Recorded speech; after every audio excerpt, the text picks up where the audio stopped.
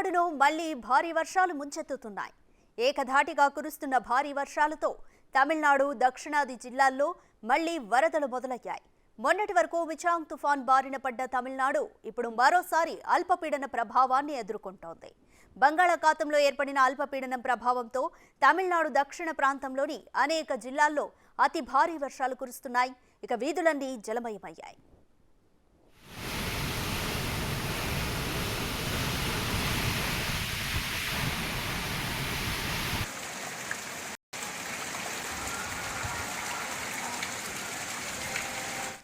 తిరునెల్వేలి, కన్యాకుమారి, నాగపట్నం, తూత్తుకుడి జిల్లాల్లో కుండపోతగా వర్షాలు పడుతున్నాయి.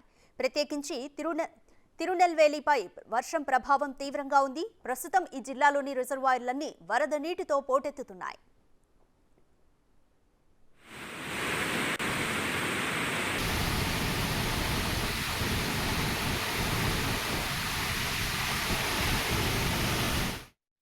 వచ్చే 24 గంటల్లో వర్షాల తీవ్రత మరింత పెరుగుతుందని వాతావరణ కేంద్రం హెచ్చరించింది. ఆయా జిల్లాలకు ఆరెంజ్ అలర్ట్ను జారీ చేసింది. తీర ప్రాంత జిల్లాల అధికార యంత్రాంగాన్ని అప్రమత్తం చేసింది. ప్రభుత్వం ముందు జాగ్రత్త చర్యలను చేపట్టింది. ఇప్పటికే ఎన్డీఆర్ఎఫ్ సిబ్బందిని స్టాండ్ బైలో ఉంచింది స్టాలిన్ సర్కార్.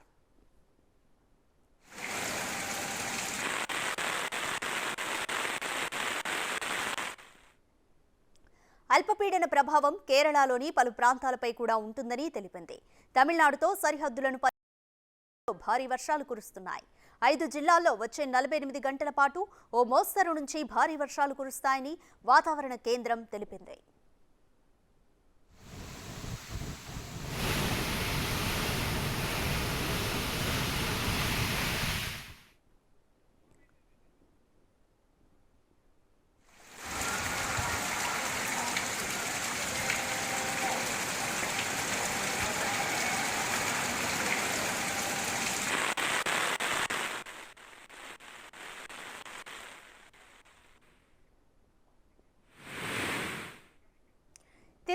తిరునెల్వేలి, కన్యాకుమారి, నాగపట్నం, తూత్తుకుడి జిల్లాల్లో కుండపోతగా వర్షాలు పడుతున్నాయి. ప్రత్యేకించి తిరునెల్వేలి వర్షం ప్రభావం తీవ్రంగా ఉంది. ప్రస్తుతం ఈ జిల్లాలోని రిజర్వాయర్లన్నీ కూడా వరద నీటితో పోటెత్తుతున్నాయి. రైట్, ఇక మరింత సమాచారం మా ప్రతినిధి దామోదర్ అందిస్తారు. దామోదర్, చెప్పండి, తూత్తుకుడి జిల్లాల్లో సహా కుండపోతగా వర్షాలైతే ఇది ఆంధ్రపై ఏ విధంగా ప్రభావం ఉండొచ్చు? కంప్లీట్ డీటెయిల్స్ ఏంటి?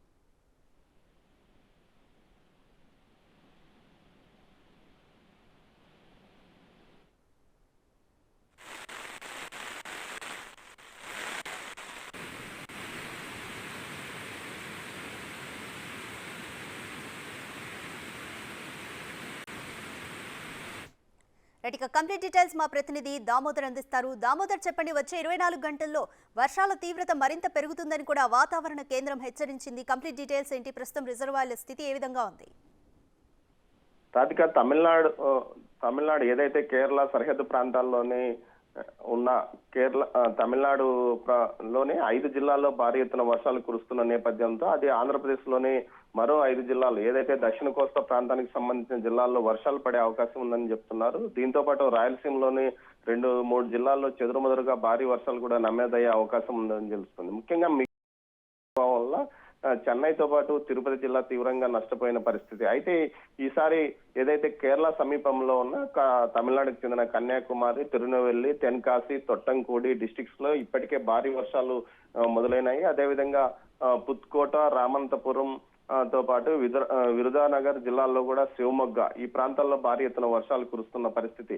అయితే ఈ వర్షాలు మరో రేపటికి ఇటు ఆంధ్రప్రదేశ్ కూడా తాకే అవకాశం ఉందని చెప్తున్నారు. ముఖ్యంగా అన్నమయ్య, తిరుపతితో పాటు అన్నమయ్య, అదేవిధంగా సత్యసాయి, నెల్లూరు జిల్లాల్లో భారీ వర్షాలు కురిసే అవకాశం ఉందని తెలుస్తుంది. ఇప్పటికే మనం చూస్తుంటే తిరుపతి జిల్లాకు సంబంధించి అన్ని రిజర్వాయర్లు పూర్తిగా నిండిపోయాయి. అదేవిధంగా తమిళనాడుకు సంబంధించి కూడా మిచాంగ్ తుఫాన్ ప్రభావం వల్ల ప్రతి ఒక్క రిజర్వాయర్ పూర్తిగా నిండి ఓవర్ఫ్లో అవుతున్న పరిస్థితి. దీంతో ఈసారి వచ్చే వర్షాల వల్ల తీవ్ర ఇబ్బందులు ఎదుర్కొనే అవకాశం ఉందని అధికారులు భావిస్తున్నారు. ఇప్పటికే తమిళనాడు అయితే పూర్తి స్థాయి అలర్ట్ను ప్రకటించింది. ఎన్డీఆర్ఎఫ్ బృందాలు ఎక్కడికక్కడ చేరుకున్నాయి. రేపు మరింతగా నమోదయ్యే అవకాశం ఉన్నందువల్ల ఆయా ప్రాంతాల్లో సహాయక చర్యలు చేపట్టమని ముఖ్యమంత్రి స్టాలిన్ తమిళనాడులో ఇప్పటికే ఆదేశించారు. అయితే ఆంధ్రప్రదేశ్ కు సంబంధించి వాతావరణం మాత్రం చాలా చల్లబడింది. ముఖ్యంగా 2 రోజులుగా చెదురుమదురు చిన్న చిన్న వర్షాలు, చిన్నపాటి జల్లులు కురుస్తున్నాయి. దీంతో పాటు పొగమంచు తీవ్రంగా ఉండడం వల్ల ప్రయాణికులు ఇబ్బంది పడుతున్న పరిస్థితి ఏర్పడింది. అయితే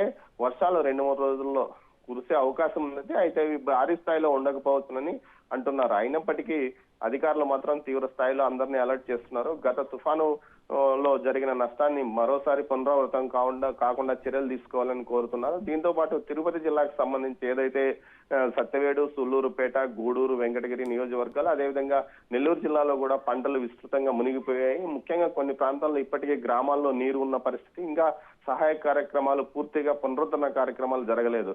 ముఖ్యంగా విద్యుత్ సరఫరాతో పాటు తాగునీటి విషయంలో కొంత ఇబ్బందులు ఎదుర్కొంటున్న నేపథ్యంలో ముందు జాగ్రత్త చర్యగా ఆయా ప్రాంతాల్లో పూర్తి స్థాయిలో నిత్యావసర వస్తువులన్నీ సమకూర్చుకోవాలని ఆదేశించిన నేపథ్యం కనిపిస్తుంది. మొత్తం మీద అయితే ఈ తుఫాను 20వ తేదీ వరకు తుఫాను ప్రభావం ఉండే అవకాశం ఉన్నందువల్ల పూర్తి స్థాయిలో అలర్ట్ గా ఉండాలని ఇటు ఆంధ్రప్రదేశ్ లోని దక్షిణ కోస్తా ప్రాంతాన్ని, అదేవిధంగా ఈ తమిళనాడు ప్రాంతాల్లో కూడా అధికారులను కేంద్రం అలర్ట్ చేసిన పరిస్థితి కనిపిస్తుంది. Radhika. Right, thank you Damodar.